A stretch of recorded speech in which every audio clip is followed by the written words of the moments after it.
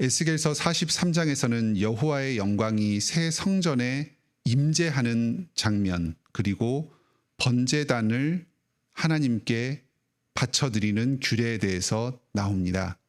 40장부터는 새 성전의 환상이 계속해서 설명되고 있습니다. 오늘 43장에서는 하나님의 영광이 그 새 성전 가운데 임하여서 충만하게 될 것을 약속하십니다.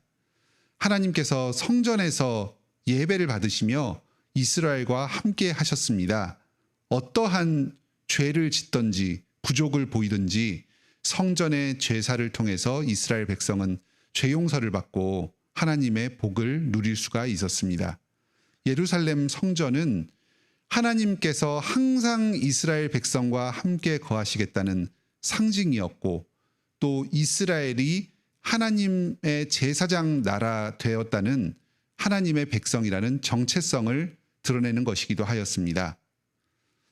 이스라엘을 심판하실 때에 하나님께서 이스라엘을 버리셨다, 이스라엘과 더 이상 함께하지 않으신다 하는 것을 가장 분명하게 드러내는 상징이 바로 하나님께서 예루살렘 성전에서 떠나시는 장면입니다.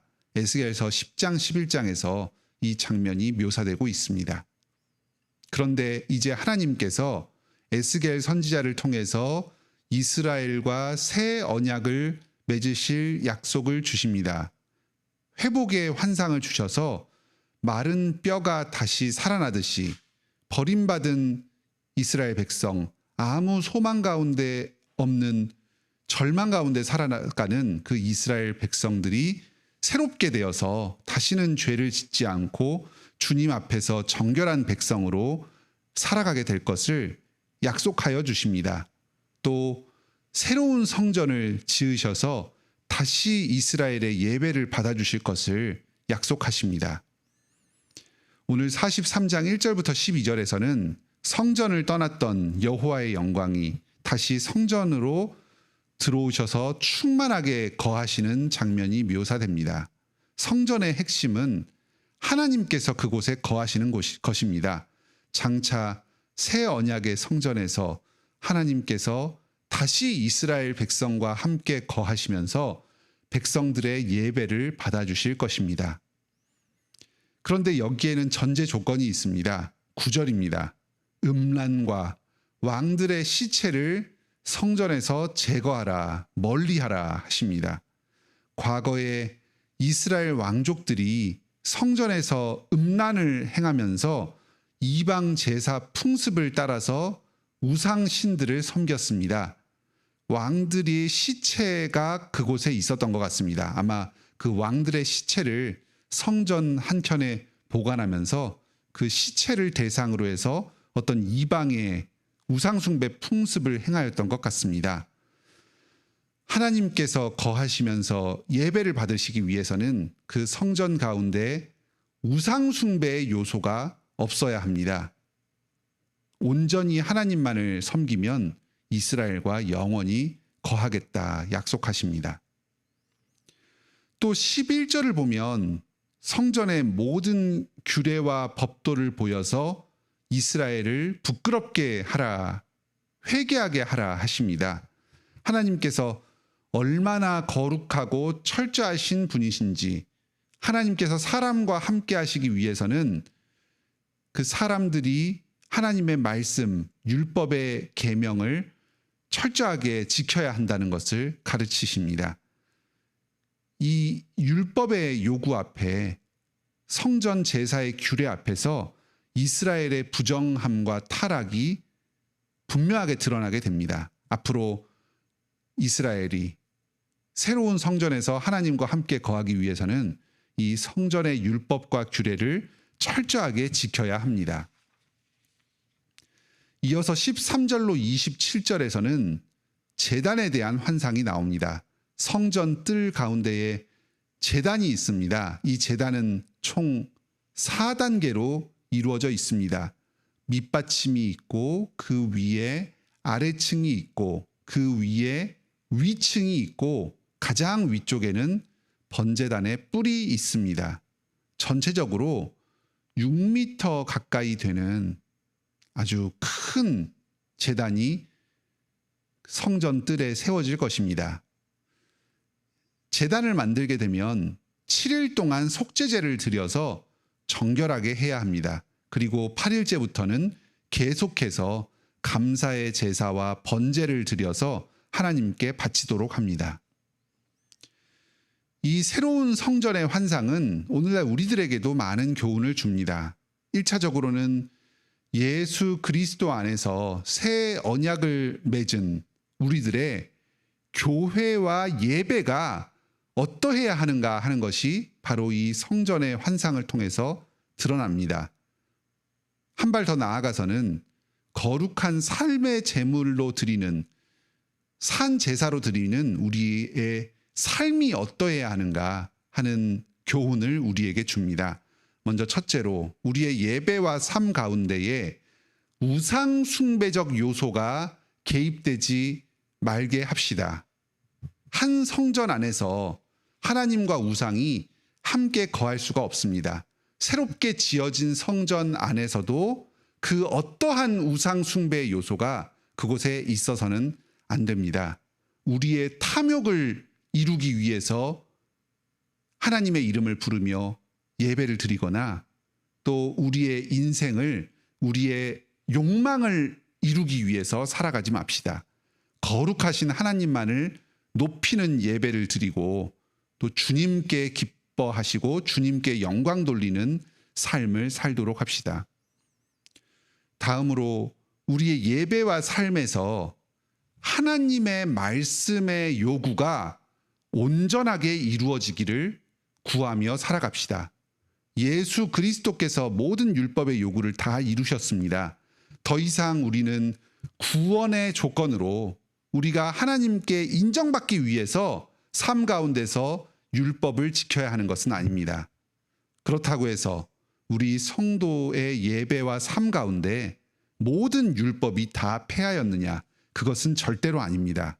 그리스도께서 우리에게 율법을 완성시키는 삶을 살도록 하십니다. 이전까지는 형식적으로 겉모습으로만 율법을 지켰다면 이제는 마음 속으로부터 온전하게 자발적으로 율법을 지키도록 하십니다. 단지 의무감으로 순종하는 것이 아니라 기쁨으로 율법에 순종하게 하십니다. 신령과 진정으로 예배한다 하는 그러한 명분을 들면서 자의적인 예배를 드리지 않도록 주의해야 합니다. 하나님께서 우리에게 삶의 준칙으로 세워주신 십계명과 또 여러 세부적인 그 율법의 계명의 정신들을 함부로 어기면서 예수 그리스도 안에서 자유하다 이렇게 자신의 죄를 정당화하지 맙시다. 성령님께서 우리 안에 항상 거하실 때에 말씀을 기쁘게 또한 온전히 순종하게 하십니다. 이러한 새 언약의 율법이 온전히 우리 마음 가운데 아로새겨지도록 우리가 기쁨으로 자발적으로 율법을 순종하게 되기를 주님께 구하면서 나아갑시다. 마지막으로 우리의 모든 예배와 삶을 날마다 거룩한 산 제물로 드리도록 합시다. 그리스도를 믿는 믿음 안에서 우리의 모든 예배와 삶은 하나님께서 받으실 만한 아름다운 제사가 됩니다. 성전 뜰에 있던 거대한 번제단에서 날마다 주님께 드리는 감사제와 번제가 그치지 않아야 하는 것처럼 우리 또한 우리의 삶과 예배를 통해서 날마다 하나님께 거룩한 산 제물로 우리 자신을 바쳐드리기를 그치지 말아야 합니다. 예수님께서 피값 주고 우리를 사셨습니다. 죄와 사망의 권세 가운데 우리를 구원하시고 자유케 하여 주셨습니다. 우리의 전 존재를 날마다 하나님께 바쳐드림으로 새 언약의 뜻을 그 예수 그리스도의 희생의 의미를 온전하게 우리 삶 가운데 이루며 살아가는 복된 삶을 사시기 바랍니다. 함께 기도합시다. 하늘에 계신 우리 아버지, 오늘 에스겔서 43장 말씀을 통해서 우리 새 언약의 백성들, 그리스도 안에서 구원받은 백성들이 어떠한 예배와 삶을 주님께 드려야 할지를 가르쳐 주시니 감사드립니다. 하나님께서 성전에 충만하게 거하시면서 함께 하십니다. 하나님은 우상과 함께 하실 수가 없습니다. 그리스도가 어찌 벨리알과 함께 하겠느냐. 우리의 삶 가운데 우상 숭배적 요소가 없게 하여 주시옵소서. 우리가 하나님과 재물을 동시에 섬기지 않게 하여 주시고 온전히 하나님만을 높이며 위하는 참된 예배를 드리게 하여 주시옵소서. 우리 마음 가운데 탐심을 제하여 주시고 온전히 주님만을 영광 돌리는 예배, 영광 돌리는 삶을 살게 하여 주시옵소서. 주님께서 성전에 여러 엄격한 규례들을 주시고 에스겔과 그 백성들에게 그 규례를 순종하여서 예배하고 성전을 짓도록 하여 주셨습니다. 오늘날도 예수 그리스도 안에서 자유케 되었다 하지만 율법을 폐하여진 것이 아니라 그 모든 정신이 온전하게 우리 가운데 성령님을 통하여서 실현되게 하여 주셨습니다. 구약의 모든 주님의 율법의 말씀들, 또 신약의 주님께서 우리에게 새롭게 주신 새 언약의 말씀들, 이런 것들을 우리 삶의 준칙으로 여기고 기쁨과 감사함으로 그 정신을 온전히 실현하게 하여 주시옵소서. 율법의 자구에 매이는 것이 아니라 성숙한 관점에서 주님께서 그 율법을 우리에게 주신 뜻을 우리 스스로 판단하고 기도하면서 삶 가운데서 주님의 인도하심을 적용하며 살아가게 하여 주시옵소서. 지혜를 주시고 순종하는 마음을 허락하여 주시옵소서. 날마다 번제단의 번제가 끊이지 않아야 했던 것처럼 오늘날에도 우리의 삶을 또 우리의 예배를 예수 그리스도 안에서 거룩한 산 제물로 드려야 합니다. 저희의 모든 삶의 전 존재가 주님께 속한 것임을 알고서 한치도 저희에게 속한 것이 아니라 온전히 주님께 바쳐드려야 하는 것임을 늘 생각하면서 온전히 주님께 영광 돌리는 삶을 살게 하여 주시옵소서. 저희 스스로의 노력과 저희 스스로의 뜻으로는 주님께 선한 것을 드릴 수가 없습니다. 오직 예수 그리스도를 믿는 믿음 안에서 그리스도의 십자가 보혈 공로 안에서 저희의 존재와 삶과 예배가 주님께 받으실 만한 것이 됩니다. 오 주님, 오늘도 말씀으로 저희와 함께하여 주시고 저희의 믿음을 굳건하게 하여 주셔서 오직 믿음으로 오직 은혜로 저희의 모든 삶을 살게 하여 주시고 전 존재를 하나님께 바쳐드리게 하여 주시옵소서. 저희가 믿음으로 삶을 살 때에 필요한 모든 것들을 공급하여 주시옵소서. 저희가 저희 삶의 모든 필요를 이 세상의 무엇이 아니라 저희 자신의 능력이 아니라 오직 예수 그리스도께 의뢰하여서 주님께 간구하옵니다. 주님께서 저희 이 불쌍한 자들, 낮은 자들, 비천한 자들의 기도를 들으시고 응답하여 주시옵소서. 창조주 하나님께서 지금도 만유를 통치하시면서 만물을 다스리는 왕이 되심을 저희의 기도를 들으심으로 증거하여 주시옵소서.